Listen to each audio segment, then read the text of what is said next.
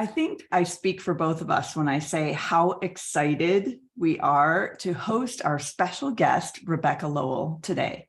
She is going to share how she used in the complete picture book submission system to land her agent and to publish her debut picture book, Catching Flight, released earlier this month.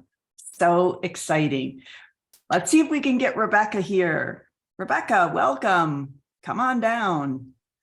Hi, thank you so much for having me. Oh, we're so thrilled you're here. But we're going to take you back for a minute. So let's start at the beginning. Can you tell us what your submission struggles were when you first started querying? And this would be before you signed up for the complete picture book submission system.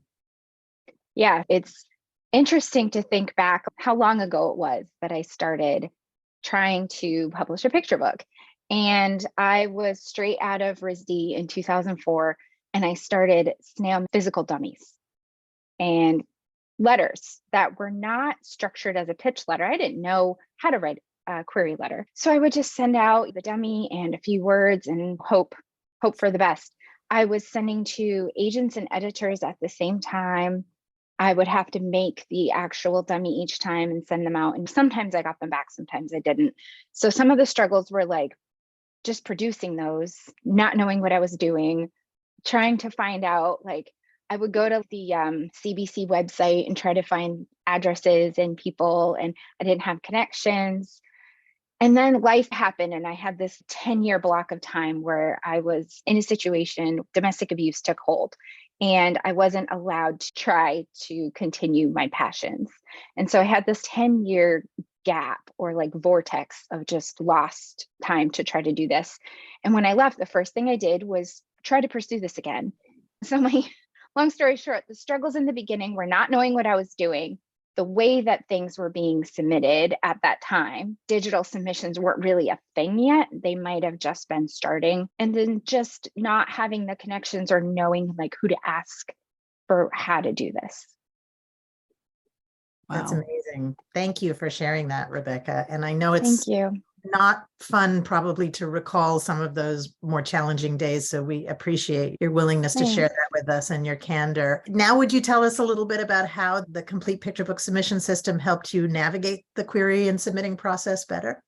Yeah, so I was really glad to see a step-by-step model on what to do, because if you don't know where to put your foot, like one foot in front of the other, you don't know where to step, and you just don't know. It's like having a roadmap of you do this first, then this. And I really liked the part about like how you guys share on agents and editors and how it's good to slow down and think of the process of what do you really want? Because there are so many different ways to do this, and knowing where you want to go will help direct your path. And everyone's is a little bit different. But I think we tend to get this like sense of urgency that this all has to be done like right now and yesterday, and we rush through it. And the nice thing about seeing your step-by-step process is that you can take a breath, you can step back, you can decide, do you want to pitch to agents first or editors first? Do you want to be at a big house or a small house? Or what is your book like? And what it doesn't have to be compared to someone else's journey. And so just knowing what to do next helps break it down and not feel so overwhelming. Wow. Thank you so much for saying that. You're welcome. The whole reason we created the system was we wanted to help authors and illustrators just cut through the complexity of submission. So great to hear that's how it worked for you. And I'm pleased to say now you get to tell us the fun stuff, which is how you got success and finally landed your agent. So yes. How many queries did you send, and what do you think made them stand out and ultimately lead you to get signed? Yeah, I should count like how many queries. I haven't, but off like a guess, it was probably close to 100. Like from the time that I started sending out those 19 years ago to now, or to the first, I want to do that now. I want to count, but I probably in that ballpark. And I got my first agent at an SCBWI conference in person. And she took a look at my portfolio and then wanted to know what else I had. And so we talked, but I knew what I wanted by that point. It took a while to get there. It took a lot of figuring things out and honing in. And then we sold my first book, which was The Road to After. It's a middle grade novel in verse, also illustrated. So I'm really proud of this book. And it's a lot about a path to healing from trauma. And I changed agents because that happens. And so now I'm with Paige Turliff at the Andrea Brown Literary Agency. So I found myself pitching again about 2 years ago, or actually I think almost 3 now. And I went back to the drawing board, just writing pitch letters and query letters. And my first agent was wonderful, and Paige is wonderful. And then we sold Catching Flight. So, Yay. I'm so glad you shared that, Rebecca, because I know so many people get so afraid if the situation with their first agent doesn't work out. And it's always just so important to remind people that this happens quite often in the business. Many people switch up for many different reasons. There is no stigma, there's no judgment about that.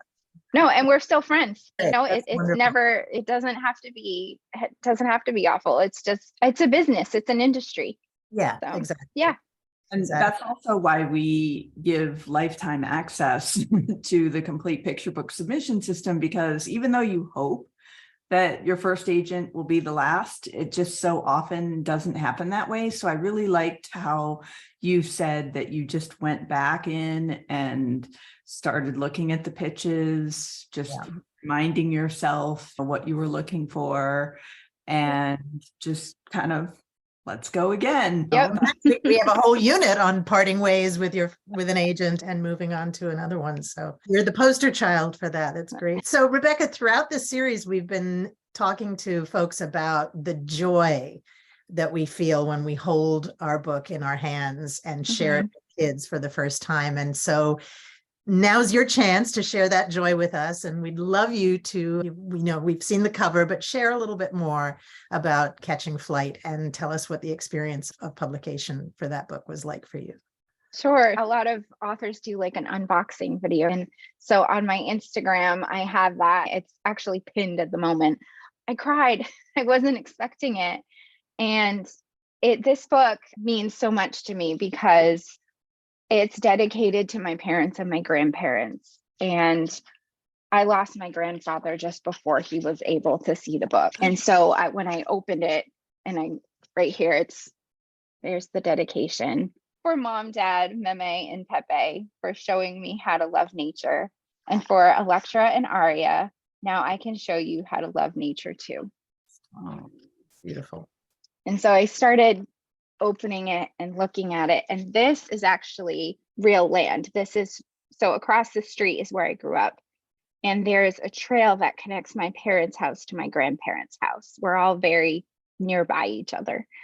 And this kind of looks towards his house. And so I opened this and just thought of him. And I started crying in the video and wasn't expecting it. It's also a joy though, because I know how much he would have loved it if he had been able to see it. So bluebirds, and he would have sat there and looked at it, and probably looked at it several times, because some of his favorite books that stayed right by his chair were all bird books. David Sibley's What It's Like to Be a Bird, that was one of his favorites. So I think he would have loved it. And so it's just really special. And I gave my grandmother a copy dedicated in his memory.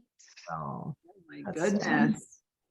Wow. That's an amazing story. And also, Thank you. I really think that you should go through and name all the birds. Tell us a few of the names. You did name them. Okay. Yes, I did. So in the book, for the science geeks, right? For those who love to know what's what, on the corner of each page, it will name the birds. And I was very adamant that they have the capitals. That's a controversy among birders. It's like, are bird names capital or not? But I like them capitalized. So eastern bluebird, tree swallow. I see that now. I didn't notice that the first time. Yellow warbler. Yeah. Nice. Yeah. And this one's hyphenated, ruby-throated hummingbirds. Yeah. I was going to say, Emma, you love birds too. I do. I am a big birder, and we have ruby-throated hummingbirds in my yard every year, and they are just such a joy to watch. Well, and on that note, in the back of the book. Beautiful. Like, for example, the ruby-throated hummingbird is the only bird that can fly backwards because of a rotator cuff. So like stuff, I put a few things in the back about interesting flight facts.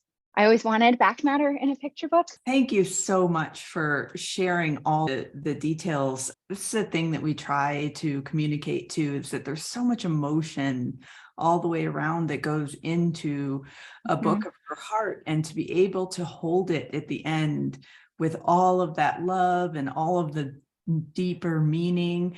And even though we would read the book and not necessarily see the path to your grandfather's house and so on, it's very obvious just from the way the book is created that it's there, because you feel so much when you read it. And that's the gift that you're going to be giving to children. And that is what's so amazing about publishing picture books. We have one final question for you, which is, what advice would you give those in the submission trenches today? I would say to not lose hope and try, as hard as it is, not to take rejection personally, because I feel like rejection points you in the right direction. If somebody isn't completely into your work, you would rather that it's not them who has your book, because they're doing you a favor by honing in on what they want to help you see what is the best positioning for your work and your book. You want someone who is ecstatic to have your work. So don't lose heart. You will find that one, and all it takes is one yes. And you want it to be the right yes. Exactly. Oh, thank you so much. We're so thrilled for your success, and we're Thank you. honored to have played a small part in it. And we're hoping that those of you Thank who are you. watching are feeling even more empowered to get your submissions out there, so you can celebrate your own success story and hold your very own picture book. Thank you so much for your kind words and for having me. It's been lovely to follow you guys along and to stay in touch, because as we all know, this road is long. So it's nice to have community.